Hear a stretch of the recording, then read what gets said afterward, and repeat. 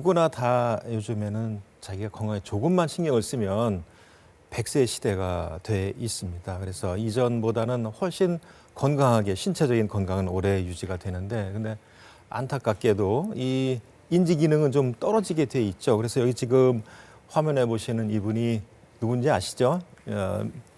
미국의 40대 대통령, 그러니까 강한 미국을 주장했던 레이건 대통령입니다.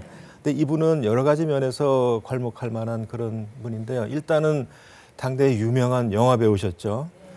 그다음에 미국의 40대 대통령이셨고, 그다음에 이제 말년에는 사실은 정말 안타깝게도 치매로 고생하시다가 돌아가셨는데 이분이 걸린 병이 바로 그 유명한 알츠하이머 병입니다.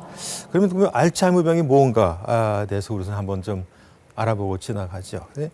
이 알츠하이머는 사실은 독일의 정신과 의사의 이름입니다. 알로이스 알츠하이머라는 분인데 그 분의 환자 중에 한 분이 당시에 51세 여자분이었는데 이제 아고스트 데터라고 요즘에 이제 이름까지 밝혀졌어요. 그래서 51세면 사실은 치매가 올 나이는 아니죠. 그런데 이제 당시에 보면 처음에는 기억장애로 시작을 해가지고 그다음에 이제 그 이웃집 여자하고 내 남편이 무슨 잘못된 관계가 있다 이렇게 남편을 의심하는 그런 의부증이 있었고 그다음에 자꾸 망상이 생겨가지고 누가 나를 죽이려고 한다라는 생각도 가지고 있고 그다음에 뭐 조금 지나니까 이제 밖에 나갔다가는 집을 못 찾아오고 하는 그래서 나중에 너무나 그 한밤중에 소리를 지르고 하니까 집에서는 어떻게 관리를 할 수가 없으니까 이 알로이스 알츠하이머가 근무하는 정신병원에 입원을 시켰습니다. 그래가지고 환자분이 한 3년 반 정도 고생하시다가 사망을 하셨어요. 그래가지고 이제 당시 독일의 의학이라는 것은 병의 원인을 끝까지 추적해보는 그런 전통이 있었기 때문에 이분이 돌아가신 다음에 뇌를 한번 알로이스 알츠하이머 의사가 검사를 해봤어요. 그래서 여러분 보신 바와 같이 왼쪽에 있는 뇌는 아주 건강한 뇌입니다. 근데 오른쪽에 있는 뇌는 호두처럼 좀 쪼글쪼글하게 생겼죠. 그래서 이제 정상적인 사람의 뇌 무게는 한 1,300에서 1,500g 정도 되는데 이 치매 걸린 사람의 뇌는 한 900g밖에 안 돼요. 그러니까 뇌가 3분의 1 정도는 없어져 가지고 너무나 가벼워져 있죠. 그 뇌를 알로이스 알츠하이머가 현미경하에서 이 조직 검사를 해봤어요. 그런데 보면 이런 두 가지 찌꺼기가 보였어요. 그래서 이제 지금도 100년이 지난 지금도 이 알츠하이머 병을 확진하는 가장 좋은 방법 이것은 이제 이 뇌 부검을 통해 가지고 그런 그 두 가지 단백질 찌꺼기를 봐야 되는 것인데요. 근데 놀랍게도 이제 그 화학의 발전에 의해 가지고 이렇게 지금 현미경으로 봤던 이러한 뇌의 찌꺼기, 우리가 아밀로이드라는 그런 단백질인데요. 이것을 살아있는 사람한테서 볼 수 있는 방법이 개발이 됐습니다. 물론 이게 2002년도에 처음으로 동물 실험에 성공을 했고 상업적으로 쓰이기 시작한 거는 불과 2, 3년밖에 안 됩니다. 우리나라에서도 금년도부터 이것이 이제 가능하게 됐죠. 그래서 이제 여기에 보시는 이 사진은 이미 진행된 알츠하이머병 환자, 아까 조금 전에 보셨던 부검상에서 보셨던 그 아밀로이드 단백질 찌꺼기가 여기 빨갛게 보이는 것이 다 이상 단백질이 쌓인 겁니다. 그러면 이것을 우리가 얼마나 빨리 알아낼 수가 있겠는가? 지금 60대의 정상적인 인지기능을 가지신 분이에요. 근데 보면 조금씩 아밀로이드가 쌓이기 시작을 합니다. 근데 아직은 그렇게 많이 쌓여 있지 않기 때문에 뇌 기능에 큰 영향을 미치지 못하고 있어요. 그런데 이제 같은 나이에 초기 치매 환자한테 찍어보면 벌써 많은 여러분이 눈에 보시기에도 지금 상당히 찌꺼기가 쌓여 있다는 걸 아실 수가 있겠죠.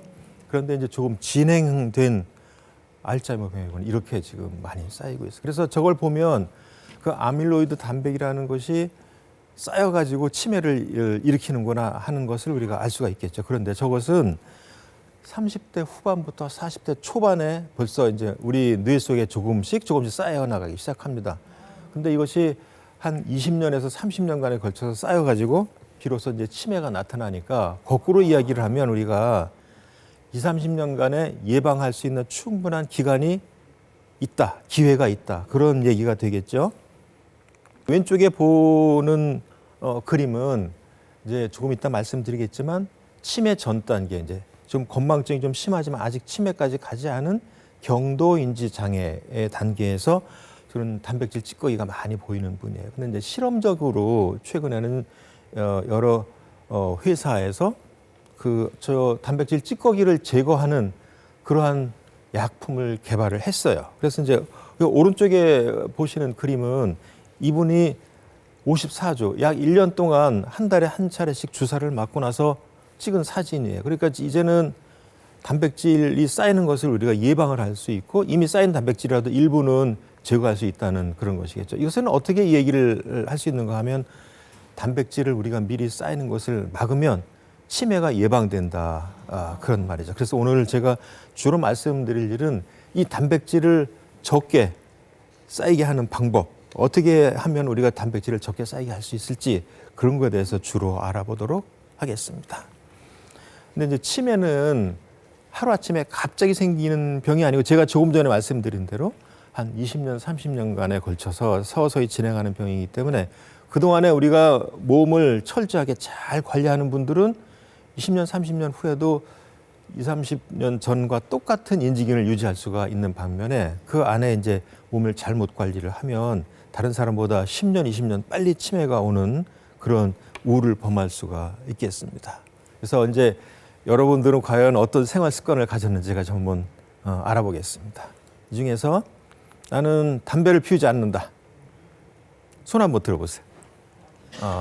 100%다 담배를 안 피시네요. 나는 좀 숨이 찰 정도의 운동을 하루에 30분 이상, 적어도 일주일에 3번 이상 꾸준히 하고 있다. 손 들어보세요. 아주 자신이 없으시네. 3분의 1 정도. 예, 그러면 나는 하루 5쪽 이상의 신선한 과일이나 야채를 매일 섭취를 한다. 먹는다. 손 들어보세요. 거의 한 80%. 나는 젊었을 때 표준 체중을 지금도 유지하고 있다. 이건 정말 제일 자신이 없는 그런 분들이구나. 마지막으로 나는 6시간 이상 잠을 충분히 잔다. 이건 참 다행이십니다. 그래서 이 중에 절반 정도만 지금 시행하고 있다. 그러면 다른 사람보다 많이 이제 우수하신 편이고요. 일단은 내가 담배를 피우지 않는다. 그러면 다른 사람보다 10년은 우선 젊게 사신다. 이렇게 보면 되겠습니다. 그 다음에 여러분들이 잘 아시는 우리 뇌 기능을 간단히 살펴보겠습니다.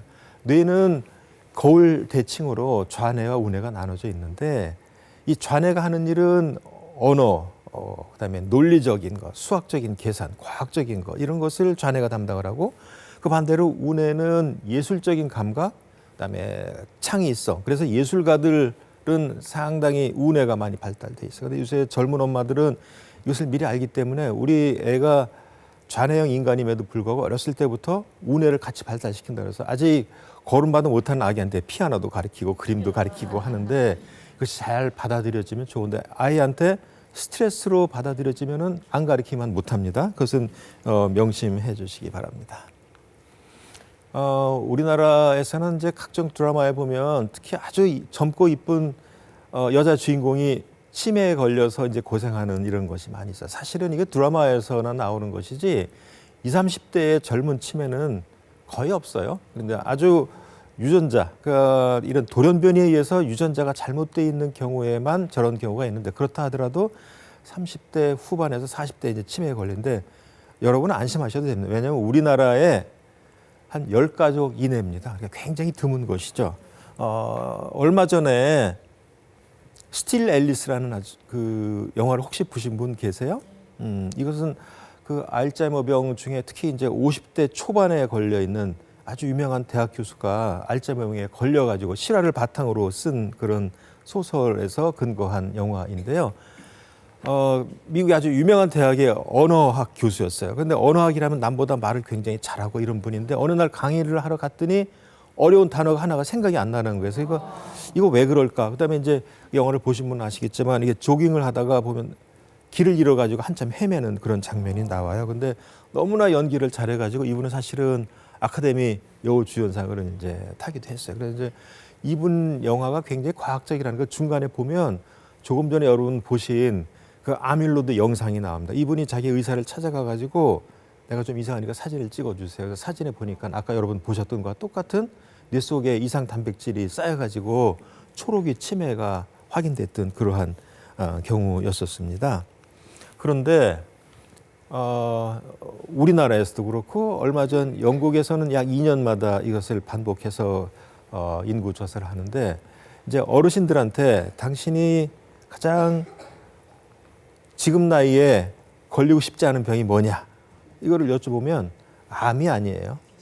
치매가 가장 두려운 병이고 두 번째가 뇌졸중입니다. 그래서 사실은 우리나라에서 이게 3년 전 조사에 의하면 15분마다 치매 환자가 하나씩 늘어난다. 그랬었어요. 그런데 작년 가을에 나온 조사에 의하면 이것이 더 당겨져 가지고 지금은 12분에 한 명씩 그렇게 치매가 많이 발생을 하고 또 1시간에 한 분씩 치매로 돌아가시는 것으로 되어 있습니다.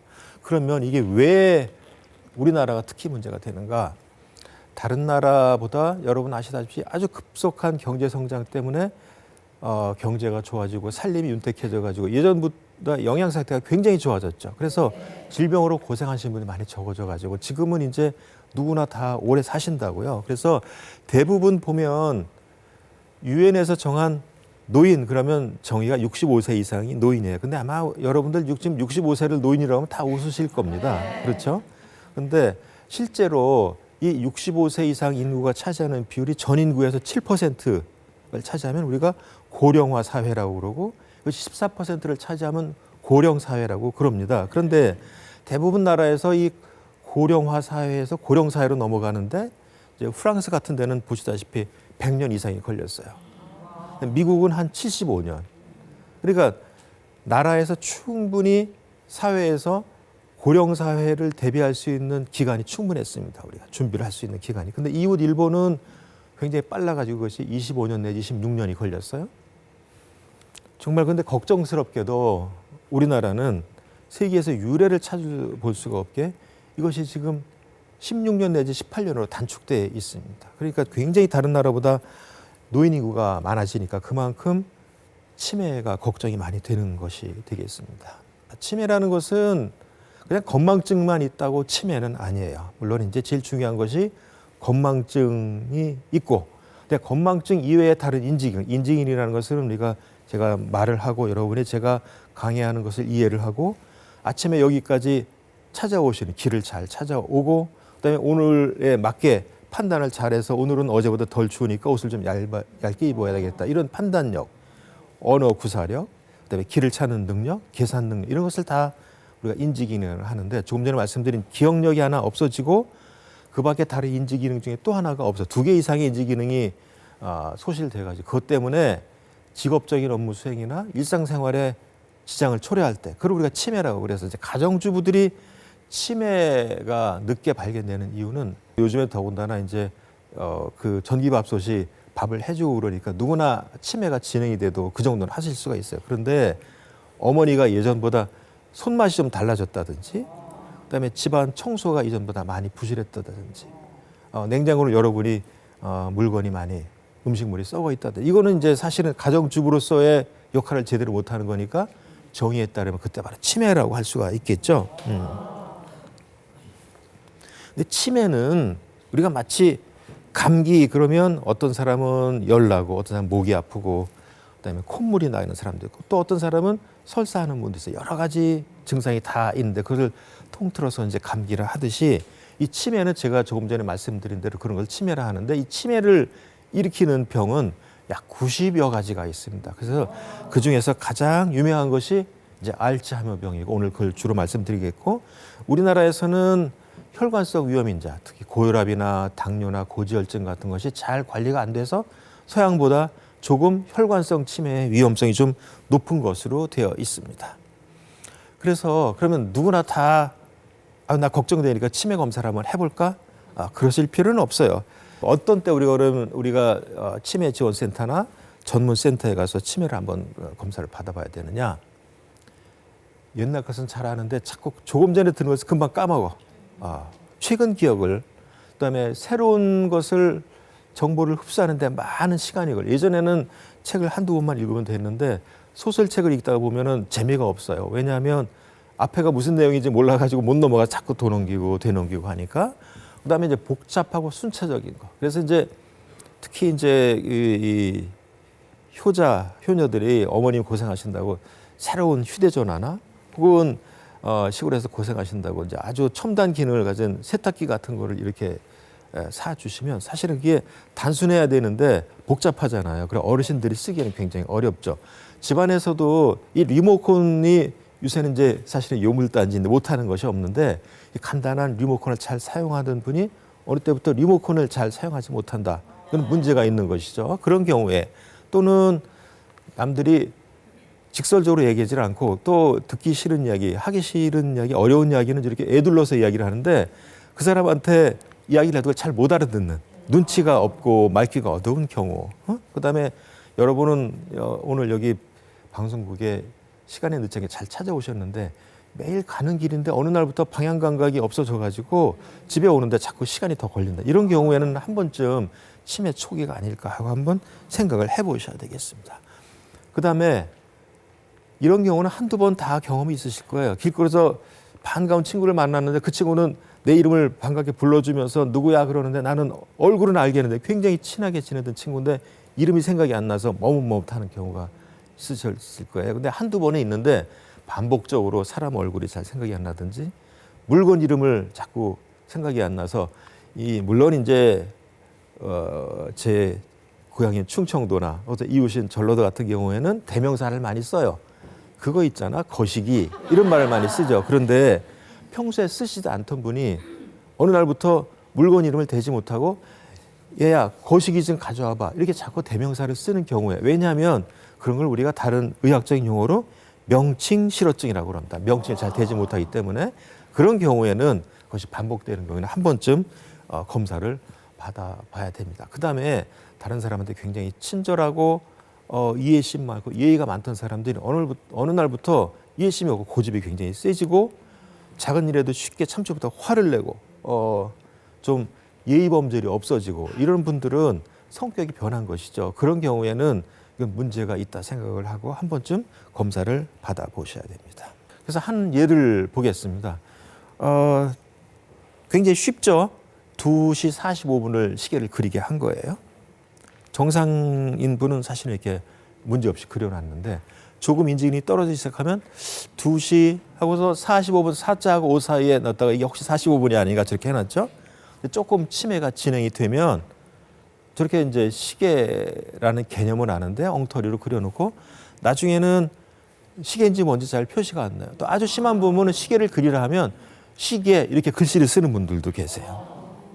그래서 이제 내 또래, 내 동료들보다는 좀 못한 경우. 그것은 아직 치매까지는 가지 않았지만 굉장히 치매로 갈 수 있는 그런 기회가 많은 그런 걸 치매 고위험군이라고 할 수 있는 이것을 의학용어로 경도인지 장애라는 말을 씁니다. 근데 말은 경도인지 장애지만 사실은 경도가 아니고 굉장히 위험한 질환입니다. 왜냐하면 일반적인 내 친구들이 1년에 치매로 갈 위험성이 한 1 내지 2% 정도 돼요. 그런데 이 경도인지 장애에 다다르면 이것이 10배쯤 높아가지고 10 내지 20% 정도 되기 때문에 4년 정도 치료를 안 하고 있으면 절반, 8년 후에는 거의 100%가 다 치매로 간다고 보면 됩니다. 그래서 우리가 경도인지 장애라는 진단을 받게 되면 굉장히 더 열심히 치매를 극복하는 노력이 필요하게 되겠죠. 여러분 잘 아시는 뇌 MRI라는 사진인데요.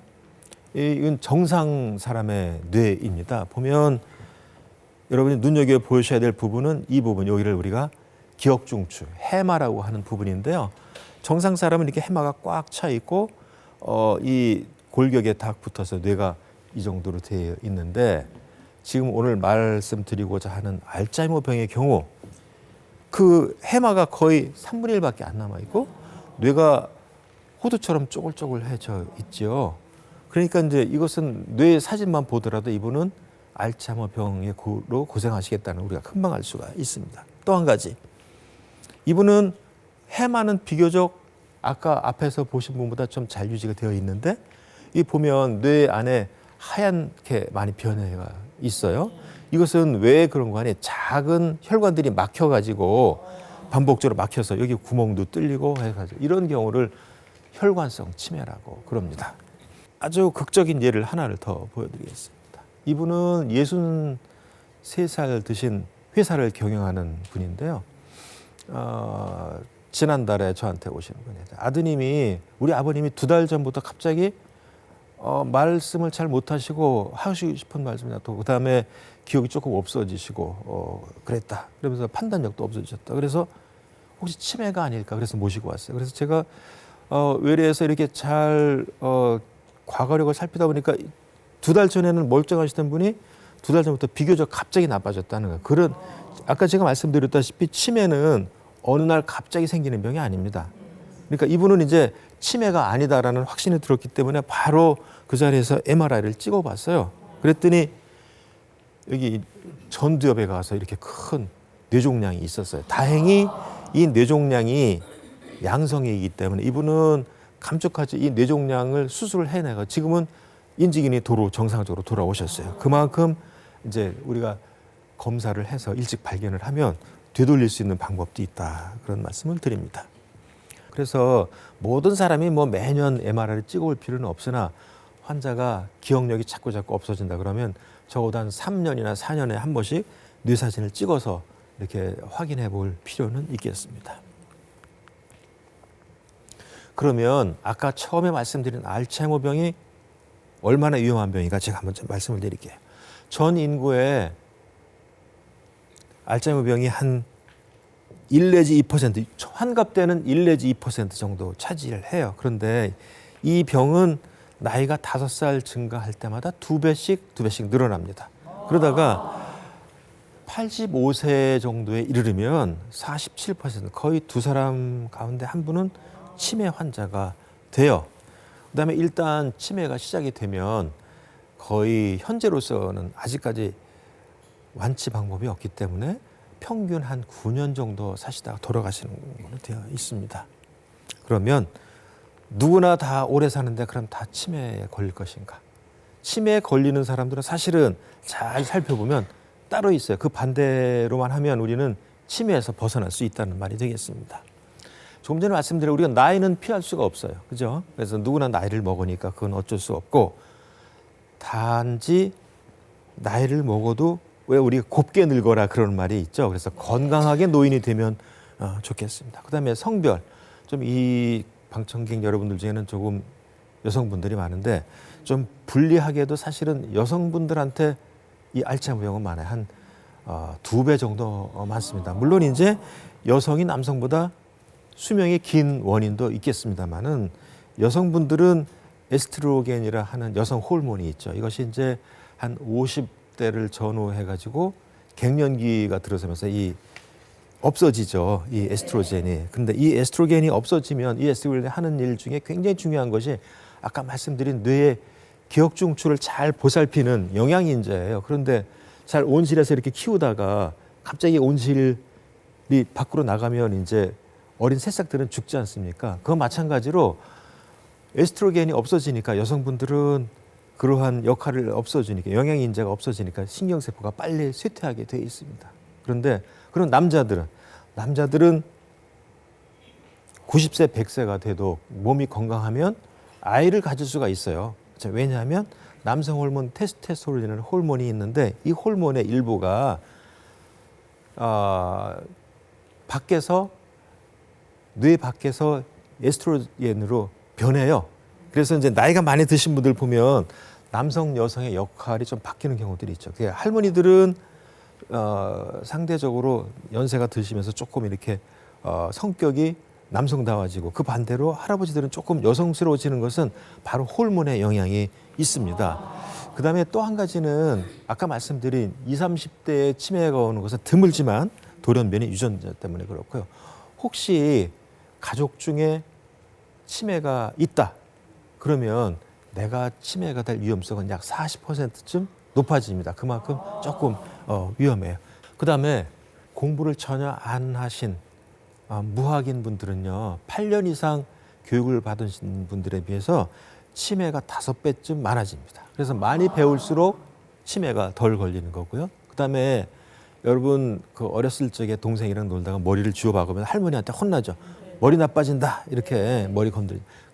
할머니가 경험적으로 아신 거예요. 그래서 머리를 반복적으로 손상을 받으면 치매에 걸려요. 여러분 잘 아시는 무하마드 알리라는 권투 선수 있죠. 그분이 그 아틀란타 올림픽 때 최종 성화 주자였는데 보면 손을 덜덜덜덜 이렇게 떨면서 가는 거 아시죠? 그분은 그때 2가지 병으로 고생을 하셨는데 파킨슨 병이 있었고 또 치매가 있었어요. 그래서 뇌를 반복적으로 다치면 그런 치매가 오기가 쉽고요. 그다음에 혈관성 위험인자들, 고혈압이나 당뇨나 고지혈증 같은 여러분 증상이 없다고 치료를 안 하시면 안 됩니다. 왜냐하면 이러한 혈관성 위험인자는 혈관병도 많이 생기고 그다음에 뇌졸중도 생기게 하지만 더 위험한 것은 혈관성 위험인자를 우리가 치료하지 않으면 아까 말씀드린 단백질 찌꺼기, 아밀로이드가 뇌에 더 많이 빨리빨리 쌓이게 되는 거예요. 그래서 위험한 겁니다. 그다음에 직업도 굉장히 중요하죠. 단순 직업보다는 좀 복잡하게 두뇌 활동을 많이 하는 직업이 신경을 강화시키기 때문에 치매에 덜 걸리고요. 여러분이 성격이 굉장히 중요합니다. 이해심 많고 다른 사람한테 이타적이고 이렇게 봉사를 많이 하고 좋은 마음을 가진 분은 치매에 훨씬 덜 걸려요. 그런데 굉장히 까칠하고 이렇게 신경질적이고 한 분들은 다른 사람보다 심장병과 치매에 걸릴 위험성이 상당히 높습니다. 그래서 마음이 너그러운 분 치고 치매에 걸리는 분은 극히 드뭅니다. 제가 이제 지금까지 말씀드린 것 중에 사실 우리가 어떻게 하면 치매를 예방할 수 있을까? 나쁜 습관을 고치면 됩니다. 사실은 엄밀한 의미에서 치매도 아까 말씀드린 대로 20년, 30년간에 걸쳐서 나쁜 단백질이 뇌에 쌓여서 생기는 질환이기 때문에 좋은 생활 습관을 가지면 쌓이는 속도를 늦출 수가 있다는 것을 지금부터 말씀을 드리겠습니다. 나이는 뭐 어쩔 수가 없죠. 그래서 이제 모든 사람이 특히 우리 여기 와 계신 여성분들은 외모에 신경을 많이 씁니다. 외모에 신경 쓰는 것만큼 우리 뇌 건강에 신경을 쓰시면 충분히 치매를 극복할 수 있다고 저는 생각을 합니다. 그래서 아까 말씀드린 대로 연세가 드실수록 남성보다 여성이 알츠하이머병에는 많이 걸려요. 그렇다고 남성분들을 안심하시면 안 됩니다. 왜냐하면 남성분들은 음주와 흡연 위험이 높고 그다음에 직장에서 스트레스가 많고 그러기 때문에 혈관성 치매는 또 여성보다 남성이 2배쯤 많아요. 그래서 아마 신이 공평하게 알츠하이머병은 여성분들한테, 혈관성 치매는 남자한테 이렇게 주신 것 같습니다. 그다음에 아까 말씀드린 대로 가족력이 있는 경우에 훨씬 치매 위험성이 높기 때문에 혹시 우리 부모 혹은 할아버님 중에 치매가 있는데 야 나는 이 치매 걸리면 어떡하나 이게 걱정만 하실 것이 아니라 지금부터 말씀드리는 이러한 좋은 생활 습관을 더 적극적으로 가지려고 노력을 하시면 그만큼 이런 얼마든지 내가 나쁜 유전자를 갖고 태어났다 할지라도 우리가 후천적으로 그것을 극복할 수 있겠습니다. 그다음에 우울증이 상당히 문제가 되는 특히 중년기 우울증이 상당히 문제가 됩니다. 이 우울증이라는 것은 결국은 굉장한 스트레스 때문에 그런데요. 이 스트레스를 받게 되면 스트레스 호르몬이라는 게 많이 생겨요. 근데 이 스트레스 호르몬은 아까 말씀드린 기억 중추에 굉장히 나쁜 영향을 미칩니다. 물론 이제 유스트레스라고 해서 좋은 스트레스가 있어요. 어느 정도 좀 자극이 있어야 우리가 활기도 있고 애들 공부 안 할 적에 좀 자극을 주면 반짝 정신 차려서 공부 이런 좋은 스트레스도 있는데 그런 스트레스가 오래 가면 계속해서 해마에 나쁜 영향을 미치기 때문에 해마가 자꾸 작아지는 거예요. 그러니까 평생 우울증에 시달리면 그만큼 해마가 작아질 수밖에 없죠. 그래서 특히 중년기 우울증을 극복하지 않으면 앞으로 20년, 30년 후에 치매 걸릴 위험성이 상당히 높기 때문에 이 우울증이 굉장히 중요하게 되겠습니다. 그다음에 아까 말씀드린 대로 나는 초등학교밖에 안 나왔는데 그럼 이제 난 어떻게 하나? 평생교육이라는 게 있죠. 평생교육이라는 게. 나는 대학까지 나오고 박사를 땄으니까 나는 치매 걱정이 없겠다. 전혀 그렇지 않습니다. 그분이 만약에 난 이제 공부 많이 했으니까 이제 쉽게 그냥 지낼 거야. 아무 일도 안 하고 뇌를 쓰지를 않으면 빨리 쇠퇴가 될 수밖에 없어요. 그래서 적극적으로 평생 교육을 여러분이 새로운 거에 대해 흥미를 가지고 해야 되겠습니다. 그다음에 이건 조금 어려운 말인데 C 반응 단백이라는 것은 우리가 치주염이나 혹은 감기만 걸려도 혈중에 이런 염증 단백질을 우리가 보이게 되는데 이것이 이제 만성적으로 있는 경우 누구든지 살아가면서 한두 번 열병을 안 할 수는 없잖아요. 그때 저건 잠깐 올라갔다 떨어지는데 저것이 평생 올라가 있다. 그러면 뇌에도 염증이 생기는 겁니다. 예를 들자면 구강위생이 굉장히 중요한데요. 치주염을 빠른 시간 내에 치료하지 않고 오랫동안 치주염을 갖게 되면은 염증이 오래 가가지고 결국은 두뇌에도 뇌에도 염증이 오기 때문에 치매 위험성이 그만큼 높아지는 겁니다. 그다음에 이거 또 한 가지 이제 어려운 말인데 호모시스테인이라는 것은 자연계에 존재하지 않는 아미노산인데요. 우리 몸에는 외부에서 들어오는 여러 가지 스트레스를 해소하기 위해서 항산화 물질이라는 것이 만들어집니다. 근데 이 항산화 물질을 만들 때 생겨나는 부산물이에요. 이 호모시스테인이라는 것이. 그런데 이것은 사람마다 조금씩 유전적인 위험성이 있어가지고 어떤 유전자를 가지면 이 호모시스테인 물질이 더 많이 쌓이긴 하는데 사실은 치료가 굉장히 쉬워요. 비타민 B군, 특히 엽산을 많이 섭취를 하면 저것이 저절로 낮아지게 되어 있습니다. 그래서 평상시에 비타민이 많이 들어있는 그런 식품을 잘 섭취를 하면 쉽게 저것을 우리가 극복할 수 있습니다. 이 호모시스테인은 치매뿐만 아니라 제일 유명한 것은 사실은 처음에 알려진 건 심장병의 주 위험인자로 알려져 있고 또 뇌졸중에도 관여가 됩니다. 그다음에 최근에는 여러분 그 비타민 D에서 많이 들어보셨을 거예요. 비타민 D 그러면 여성분들 참 잘 아시는데 골다공증 제일 유명하죠. 근데 최근에는 여성분들의 유방암의 위험성을 상당히 높여요. 비타민 D가 결핍이 되면.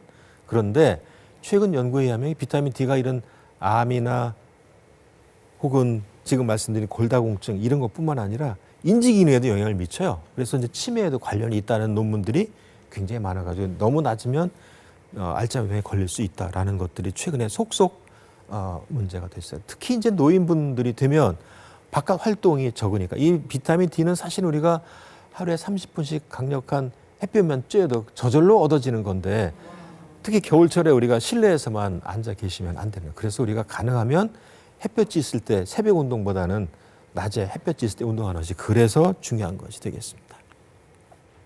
그 밖에 아까 말씀드린 담배는 백해무익하고요.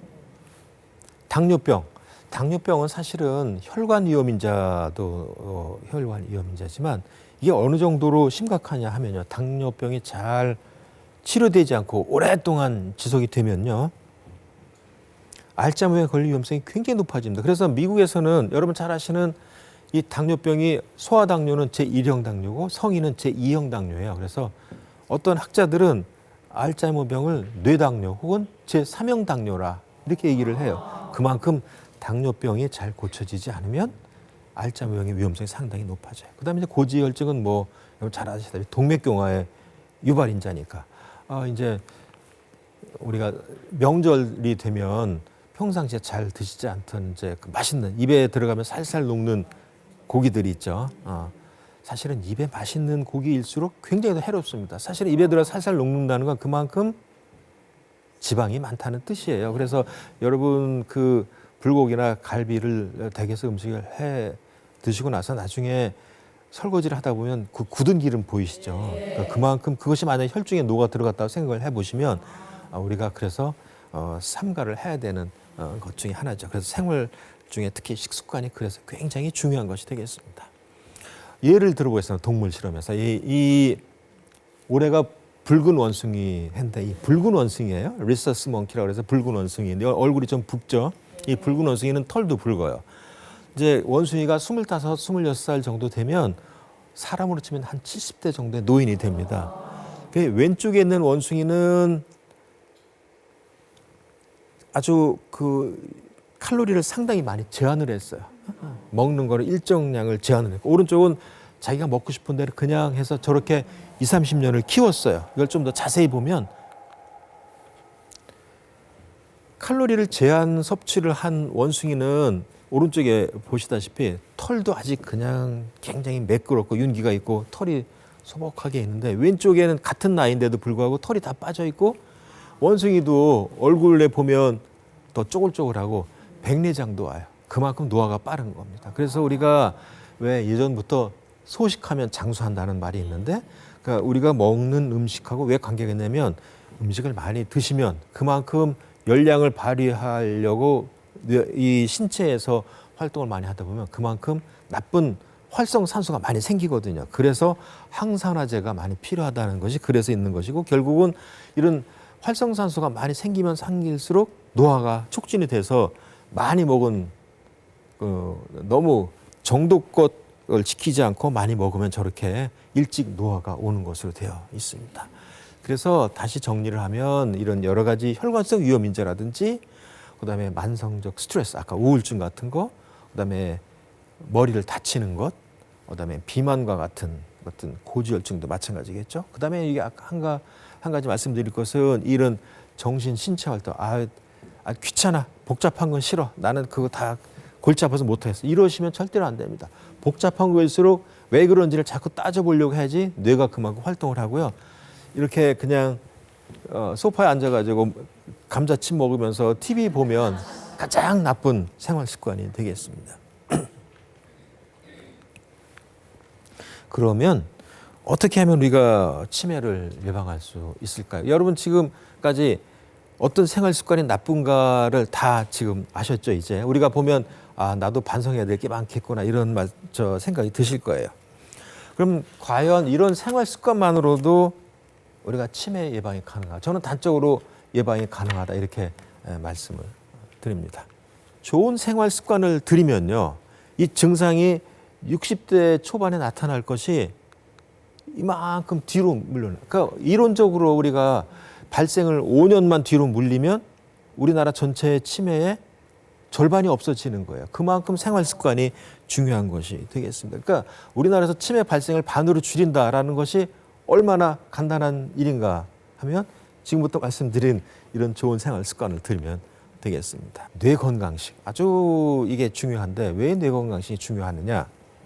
사실은 우리가 지금 말씀드린 대로 어떤 공부를 하고 신체 활동으로 운동을 열심히 하고, 이것은 내가 몸이 조금 아프거나 바깥 날씨가 나쁘거나 그럼 운동을 못 하게 되죠. 바쁘면 또 게을러서 안 하게 되죠. 그렇지만 우리가 배탈이 나지 않는 이상 1년 360일 한 끼도 걸리질 않아요.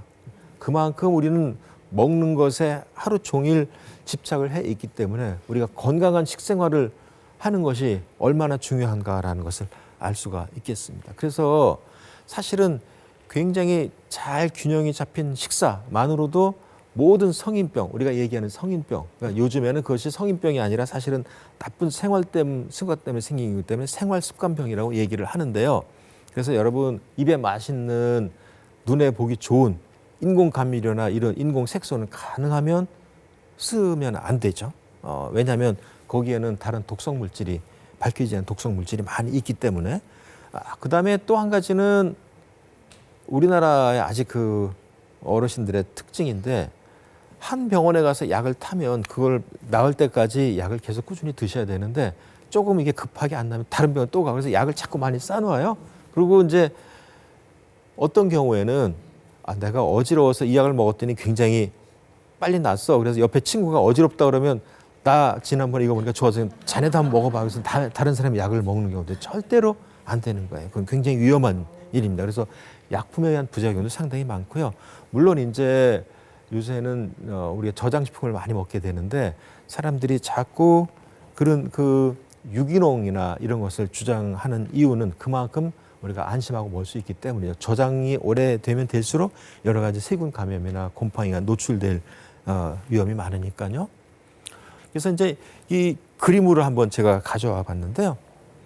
사실은 운동은 거의 매일 해야 되고, 조금 전에 말씀드린 대로 정제되지 않은 현미나 그다음에 통밀과 같은 것으로 되어 있는 식품을 먹어야 되고, 그다음에 매일 견과류와 제철 과일, 제철 채소를 드셔야 되고, 그다음에 이제 우리나라에서는 뭐 발효식품, 전통 된장이라든지 장류를 드시면 되겠고, 한 일주일에 2-3번은 닭고기나 등푸른 생선, 그다음에 이제 사실은 육류 섭취, 이제 붉은살 고기는 한 달에 한 번 정도만 섭취하면 돼요. 근데 대부분 아마 여러분 어떻습니까? 거꾸로 하실 거예요. 그렇죠? 그러니까 그만큼 우리가 이전과는 달리, 그러니까 건강한 식습관이 얼마나 중요한가. 특히 하루에 1.5리터 정도의 생수를 드셔야지만 건강한 신체를 유지할 수가 있겠습니다. 그다음에 몸을 많이 움직이면 돼요. 유산소 운동이 굉장히 중요합니다.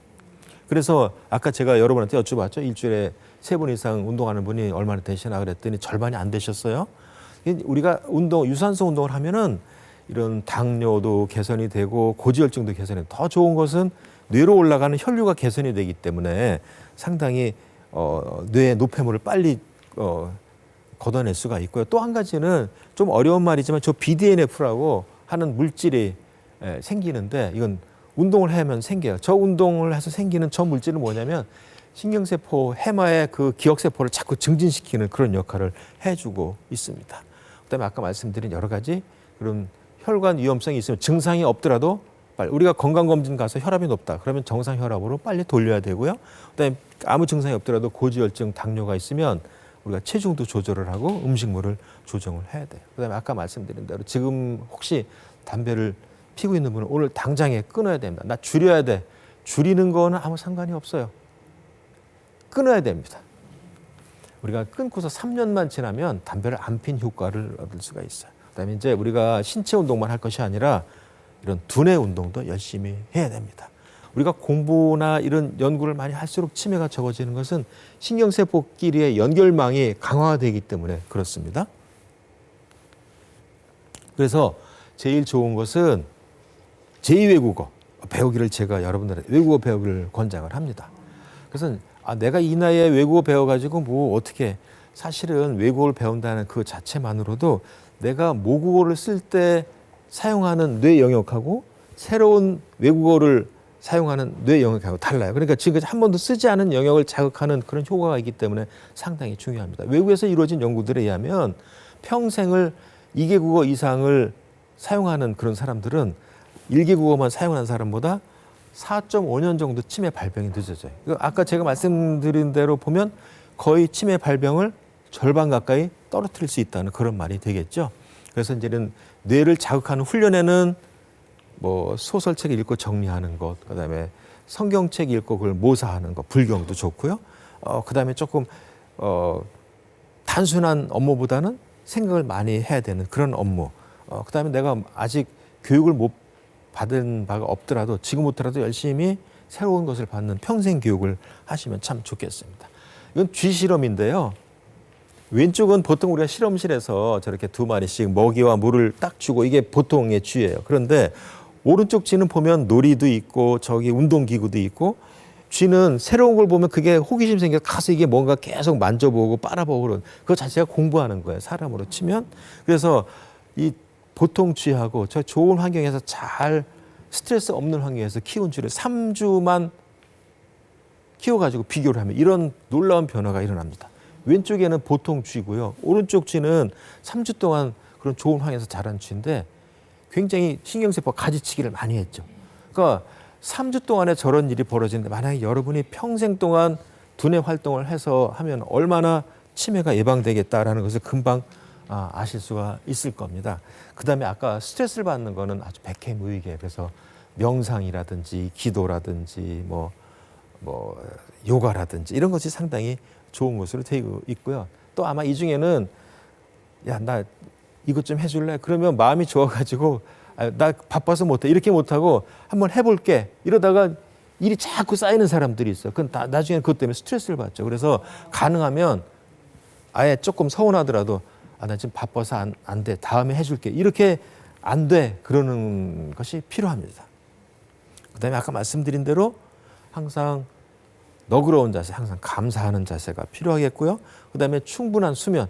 근데 어떤 분들은 나는 잠을 충분히 잔 것 같지 않다 그러면서도 보면 잠이 시간이 여러분 보면 7시간에서 10시간 자는데도 불구하고 잠이 부족하다 그런 분들은 대개 보면 토막잠을 자서 그래요. 토막잠. 그래서 이제 충분한 수면. 뭐 여기 보면 편안한 음악도 좋고 뭐 라벤더 같은 좋은 향기 맡는 거 뭐 이런 것들도 굉장히 좋고요. 물론 뇌 해로운 물질은 무조건 피하고 봐야 됩니다. 그렇다고 좋다고 해가지고 그것을 많이 드시면 안 돼요. 왜냐하면 적당히가 중요해요. 우리 동양에 옛날에 중용지도라는 게 있어요. 중용. 과하지도 않고 아주 모자라지도 않고 과유불급이라는 말이 있죠. 너무 과하면 오히려 좋은 물건도 해롭습니다. 그래서 잘 웃고 그다음에 조금이라도 의심이 되면 빨리 이거 혼자서 민간의료법을 하시지 말고 전문가를 찾아가서 적극적인 그런 상담을 받으시면 참 좋겠습니다. 그다음에 이제 이 수면에 대해서는 아무리 말씀을 드려도 지나치지 않은데 왜 그런 거 하면요. 아까 말씀드린 그 아밀로이드 단백질, 그 나쁜 단백질이 뇌에서 빠져나가는 시간이 언제냐? 숙면을 취하는 동안에 빠져나갑니다. 그래서 만약에 평생 동안 내가 불면증에 시달렸다. 그러면 다른 사람보다 많이 못 빠져나갔으니까 그만큼 많이 뇌에 쌓여 있을 거예요. 그래서 그만큼 숙면이 굉장히 중요합니다. 지금까지 말씀드린 내용을 이제 한마디로 제가 요약을 하자면 우리가 알고 있는 여러 가지 혈관성 위험자, 특히 고혈압, 당뇨, 고지혈증, 비만과 같은 것은 발견되는 즉시 빨리 미루지 말고 치료를 해야 되고, 그래서 또 적당히 해서는 안 되고 철저하게 치료를 해야 됩니다. 그다음에 아까 말씀드린 대로 적어도 일주일에 3번 이상 운동을 해야 되는데, 요즘에 이제 바쁘니까 뭐 야간에 한다든지 또 체육관에서 가는, 물론 이제 그것도 좋습니다. 헬스 클럽에 가서 하는 것도 상당히 좋긴 한데, 문제는 거기에 가면은 비타민 D를 만들 수 있는 방법이 없다는 거죠. 그래서 우리가 햇볕이 있을 적에 야외를 빨리 건너, 이제는 봄이 되면 여러분 철저하게 많이 하셔야 되는데, 한 가지 여성분들한테 꼭 당부드리고 싶은 거는 가볍게 얼굴에 그 선스크린, 그 차단제를 가볍게 바르고 하는 건 좋은데요. 여기다 뭐 막 이렇게 이상하게 우주인처럼 쓰고 하는, 이거는 좋은 비타민을 내가 그냥 없애버리는 거잖아요. 그러니까 가능하면 반팔로, 가능하면 많은 햇볕을 쬐는 거, 이것이 굉장히 중요합니다. 사실은 얼굴에 이렇게 하고 그다음에 여기 이만큼 다 가리고 그러면은 밖에 나와서 운동하실 필요가 없어요. 그죠? 근데 이제 그러면 실내에서 운동하는 거, 밖에서 운동하는 거에 그런 차이도 있지만, 또 한 가지는 밖에서 운동을 하면요, 우리가 모르는 순간에 계속해서 주위 환경이 바뀌잖아요. 그 바뀌는 환경이 내 뇌를 끊임없이 자극을 해요. 그게 굉장히 중요한 포인트가 되겠습니다. 아까 말씀드린 대로 과도한 흡연은 과도할 게 없이 무조건 끊어야 되고, 적당한 음주, 그것도 가능하면 붉은 포도주가 되겠고, 그다음에 적극적이고 즐겁게 생활하는 거, 스트레스를 없애는 거가 되겠죠. 그다음에 이제 누가 좋다고 나도 따라서 약 먹는 건 절대로 있어서는 안 되고, 반드시 의사의 처방을 받아서 적당한 약을 시간에 맞게 해야 되겠고, 그다음에 뇌를 많이 보호를 해야 돼요. 여러분 외국에 여행 가보시면 우스꽝스럽게 이런 정장 차림에 자전거를 타는데도 여기 헬멧을 쓰죠. 근데 우리는 어떻습니까? 정말 위험천만 보면 그 배달을 하시는 분들 그냥 다니시면 굉장히 많고 굉장히 위험한 거예요. 그래서 혹시 지금 여러분 자제분들이 주말에 나와서 자전거를 타거나 스케이트보드를 탈 적에 반드시 뇌를 보호하는 헬멧이 있어야 되겠고요. 그다음에 민간요법, 누가 좋다 하는 것은 과학적으로 입증되지 않은 것은 절대로 여러분이 실험 대상이 되어서는 안 되겠다는 거고요. 조금이라도 이상이 있으면 머뭇거리지 말고, 요즘에는 어느 곳에든 치매 지원센터도 있고, 가까운 병원에 이런 치매나 아니면 인지기능을 상담해 주는 그런 병원이 많이 있으니까 가서 상담을 적극적으로 받으시기 바랍니다. 마지막으로 생활 습관을 제가 이렇게 정리를 해봤습니다. 생각을 바꾸면 됩니다. 생각 바꾸기란 뭐냐 하면 생각을 젊게 하자.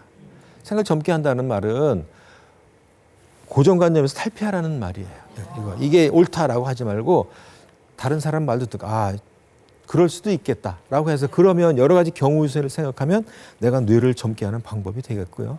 그다음에 각성하고 금주금, 아까 몸에 나쁜 것은 무조건 피해야 돼요. 바른 자세로 활기차게 걷기, 이거 아주 가능한 거죠. 여러분 다 하실 수 있죠. 이거 아주 좋은 유산소 운동이고, 특히 햇볕이 있을 적에 밖에서 하면 뇌도 자극을 하고 비타민 D도 거저 얻게 되겠습니다. 꾸밈 없는 뇌 건강식단, 아까 제가 말씀드린 대로 입에 맛있는 음식일수록 사실은 몸에는 많이 해롭습니다. 입에 거친 것일수록, 오래 씹어야 되는 것일수록 굉장히 몸에도 좋고 뇌에도 좋습니다. 여러분 그 잘 아시는 섬유질이 많은 채소들을 먹으면요, 그 섬유질 자체가 장 속에서 나쁜 물질, 유해 물질들을 다 흡착해서 밖으로 가지고 나가거든요. 그만큼 이런 뇌 건강 식단이 상당히 중요한. 마지막으로 기분 좋게 이웃을 위한 봉사. 이것은 여러분 잘 아시는 행복 호르몬인 엔돌핀이라는 것이 가장 많이 분비되는 때는 나보다 어려운 사람을 도와줄 때 나타나는 겁니다. 그래서 이 봉사하시는 분들을 보면요, 못하면 몸이 견디질 못해요. 남을 위해서 기꺼이 봉사를 해야지만 항상 내가 즐거우니까. 그러니까 그분들은 가서 봉사하시면서는 하시는 말씀이, 내가 봉사를 하지만 내가 이분들로부터 얻어가는 게 더 많다 하는 말씀은 바로 이런 기분 좋게 이웃을 위해서 하는 봉사 때문에 그런 일이 벌어지는 거죠. 그러니까 여러분들도 한번 생각 바꾸기를 몸소 실천하시면 우리가 치매가 결코 두려운 존재가 아니라 얼마든지 예방할 수가, 특히 40대부터 20, 30년간에 걸친 그 긴 기간 동안 좋은 생활 습관을 들이면 얼마든지 누구나 다 치매 걱정 없이 100세를 잘 맞이할 수 있다. 이렇게 말씀드릴 수 있습니다. 강의를 여기서 마치겠습니다. 감사합니다.